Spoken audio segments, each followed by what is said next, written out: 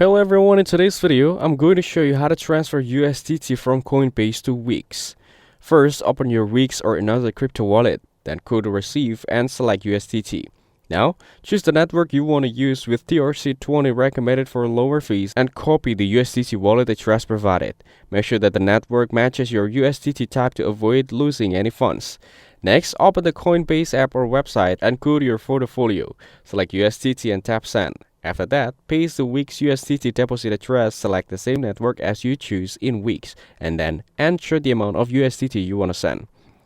Then, double-check the wallet address, network, and amount to ensure everything is correct. Complete any two-factor authentication or email verification if required. Now tap Send and wait for the blockchain confirmation, which usually takes a few minutes when using TRC20. Finally, open your Weex wallet again and check that your USDT balance has been updated. If the funds do not appear after confirmation, use the transaction ID to track it on a block explorer or contact Weex support for assistance. That's it. Thanks for watching. Don't forget to like and subscribe for more videos.